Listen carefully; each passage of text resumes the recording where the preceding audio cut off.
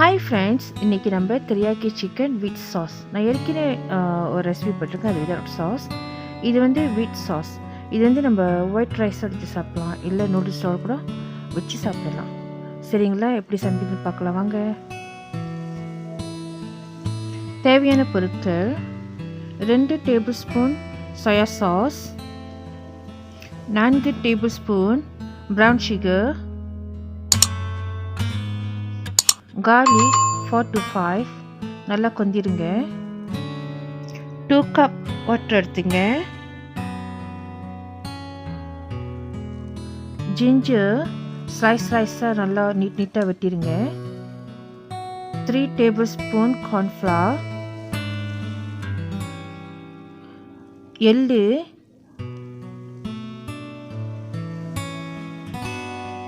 sesame oil,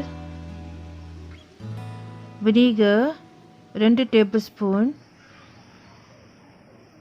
okay, step 1 முதலாவது என்ன செய்வோம், நம்ம கோழியை வந்து மெரினேட் பண்ணுவோம். சால்ட்டு போட்டுக்கலாம், ஒயிட் பெப்பர் கொஞ்சமாக போட்டுக்குவோம், கார்ன்ஃப்ளவர் ஒரு 3 டேபிள் ஸ்பூன் போட்டு சிக்கனை வந்து மெரினேட் பண்ணிச்சிடும். இது வந்து போன்லெஸ் சிக்கன். ஓகே, ஸோ இது வந்து நல்லா மிக்ஸ் பண்ணிடுவோம். சிக்கனை வந்து நம்ம போட்டு ஜாமோடு சேர்த்து நல்லா மிக்ஸ் பண்ணுவோம். மிக்ஸ் பண்ணி ரொம்ப நேரம் விற்க வேண்டியதில்லை, ஒரு 10 to 20 மினிட்ஸ் நீங்கள் வச்சிங்கனாக்கா ஓகே வரும். ஓகே, இப்போ ஸ்டெப் 2 வந்து நம்ம சாஸ் ப்ரிப்பேர் பண்ண போகிறோம். Brown sugar 4 table spoon, soya sauce 2 table spoon நல்லா போட்டு பவுலில் போட்டு மிக்ஸ் பண்ணிக்கங்க. Vinegar 1 table spoon, sesame oil 1 teaspoon,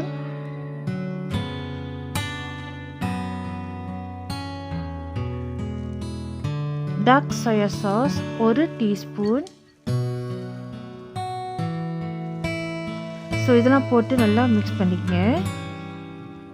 இப்போ 3வது ஸ்டெப் வந்து சட்டி சூடாக்கிட்டு இதில் வந்து எள்ளை போட்டு வறுத்து எடுக்க போகிறோம். எண்ணெய் ஊற்றக்கூடாது, சரிங்களா? வறுத்து வச்சுருங்க. இது சமையல் முடிஞ்சுதான் நம்ம டெக்கரேஷனுக்கு உதவும். ஸோ நீங்கள் வறுத்து மட்டும் முதல்ல வச்சுடுங்க. இது ஸ்டெப் 3, 3வது ஸ்டெப்பு. எள்ளு நீங்கள் வறுக்கிறப்ப இந்த நல்லா கலர் மாறும், வெடிக்க ஆரம்பிக்கும், உங்களுக்கு தெரியும் அது வந்து வெந்துருச்சுன்னு. இப்போ ஸ்டெப் 4 வந்து கொஞ்சமாக எண்ணெய் ஊற்றிங்க சட்டியில். ஜிஞ்சர் அண்ட் garlic, வெங்காயமும் பூண்டும் கொந்திச்சு பூண்டும் நேரம் வெட்டிச்சு இந்த இஞ்சியும் போட்டு நல்லா தாளிக்கிறீங்க. ஸோ அது ப்ரௌன் ஆகும். ப்ரௌன் ஆன பிற்பாடு எடுத்து ஒரு மங்களை தனியாக வச்சுருங்க. அப்புறம் பேலன்ஸ் எண்ணெயோட நீங்கள் எண்ணெய் ஆட் பண்ணி திருப்பி சமையலுக்கு நீங்கள் யூஸ் பண்ணலாம். ஸோ அந்த இஞ்சி வந்து நல்லா மணமாக இருக்கும், பூண்டு நீங்கள் போட்டு வறுக்கிறப்ப நல்லா வாசமாக இருக்கும்.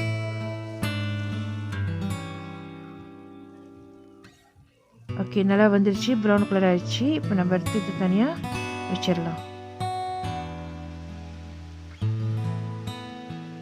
ஸோ இந்த எண்ணெய் வந்து நல்லா வாசமாக இருக்கும். இதில் என்ன செய்ய போகிறோம், நம்ம கோழியை பொரிக்க போகிறோம். இது 5வது ஸ்டெப்பு. நம்ம ஏற்கனவே போன்லெஸ் சிக்கன் வந்து மிக்ஸ் பண்ணி வச்சுருந்தேன், மேரினேட் பண்ணியிருந்ததில் மிக்ஸ் பண்ணி. ஸோ அந்த சிக்கனை வந்து நம்ம பொரிச்செடுக்க போகிறோம். எண்ணெய் ரொம்ப வந்து தாராளமாக ஊற்றக்கூடாது, கொஞ்சமாக எண்ணெய் இருந்தால் போதும். ஒரு 2 டேபிள் ஸ்பூன் எண்ணெய் இருந்தாலும் போதும். அந்த எண்ணெயில் ஏற்கனவே மணம் இருக்கும், நம்ம இஞ்சியோட மணமும் garlicோட மணமும் அதில் இருக்கும், வாசமாக இருக்கும். ஸோ நம்ம பொரிக்கிறப்ப அந்த டேஸ்ட்டும் அந்த வாசனமும் இருக்கும். நம்ம முதல் தாளித்த இஞ்சி பூண்டோட வாசனம் அதில் இருக்கும். ஸோ அந்த ருசி வந்து சிக்கன்லேயும் இறங்கும். இப்போ நீங்கள் என்ன செய்யுங்க, அந்த கோழி இறைச்சியை வந்து முதல்ல போட்டு விட்ருங்க. போன்லெஸ் சிக்கன் வந்து போட்டு விட்டுட்டு அதுக்கப்புறம் ஒரு சைடு வந்த பிற்பாடு திருப்பி விட்ருங்க. இந்த மாதிரி நீங்கள் திருப்பி போட்டு தான் ஒரு சைட் நல்லா வந்துடும். ஏன்னா நம்ம மாவு போட்டு பிசைஞ்சு வேறு வச்சுருக்கோம்ல, தொப்பம் ஜாகும் கார்ன்ஃப்ளவர் போட்டு நம்ம பிசைஞ்சு வச்சனால ஸோ அது கொஞ்சம் டைம் எடுக்கும். அந்த கலரும் நல்ல அழகான கலர் வரும். ஸோ இந்த மாதிரி 2 சைட்டும் போட்டு வேக வச்சு அப்புறம் தனியாக எடுத்து வச்சிருவோம், சரிங்களா? சிக்கன் குக் ஆயிடுச்சு, நம்ம தனியாக ஒரு பிளேட்டில் போட்டு இந்த மாதிரி எடுத்து வச்சிடும். இப்போ ஸ்டெப் 6 என்ன செய்ய போகிறோம், தெரியாக்கி சாஸ் செய்ய போகிறோம். ஸோ லேசாக எண்ணெய் ஊற்றிக்கிங்க. நம்ம பொரிச்சு வச்சிருந்து இஞ்சியும் பூண்டியும் அதில் போட்டுருங்க. போட்டுட்டு கொஞ்ச நேரம் வேக விடுங்க. அதுக்கப்புறம் நம்ம மிக்ஸ் பண்ண சாஸ் இருக்குல்ல, அதை ஊற்றி விட்ருங்க. ஊற்றி கிண்டி விட்டுட்டு அதுக்கப்புறம் 2 கப்பு தண்ணி ஆட் பண்ணிங்க. உங்களுக்கு சாஸ் ஏன்னா இது நம்ம சாஸ் தரதுன்னு செய்யணும், அதனால 2 கப்பு தண்ணி ஆட் பண்ணிக்கங்க. சரிங்களா? இதில் ரெசிபி எதுவும் மிஸ் பண்ணிட்டீங்கன்னாக்கா வரி பண்ணேன்னா நான் டிஸ்கிரிப்ஷன் பாக்ஸில் இதில் ரெசிபி கொடுத்துருக்கேன். இதுக்கப்புறம் செய்யுங்க, அந்த பொரிச்ச கோழியை இப்போ மிக்ஸ் பண்ணி விட்டுருங்க. ஸோ நல்லா கொதி வருது, ஏன்னா ஏற்கனவே கோழி வந்துருச்சு, இப்போ சாஸும் வந்துருச்சு.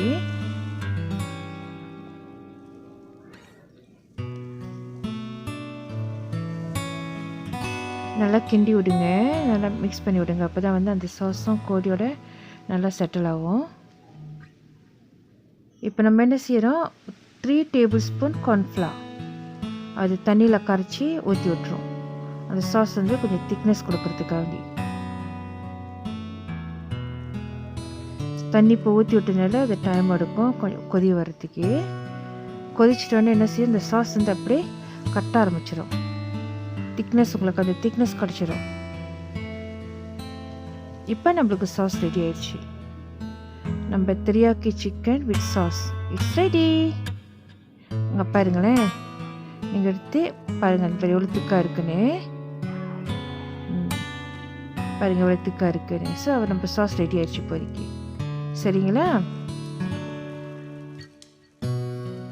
தெரியாக்கி சாஸ் இஸ் ரெடி. இந்த வீடியோ உங்களுக்கு பிடிச்சிருந்துச்சுன்னா மறவாமல் சப்ஸ்கிரைப் பண்ணுங்க, பெல் பட்டன் அமுத்துங்க, லைக் பண்ணுங்க, காமெண்ட் பண்ணுங்க, ஷேர் பண்ணுங்க. தேங்க்யூ ஃபார் வாட்சிங். God bless you all. இதோட நம்ம அடுத்த வீடியோவில் பார்க்கலாம். சரிங்களா? Happy cooking. Have a good day. Stay safe. Bye bye. Drop it.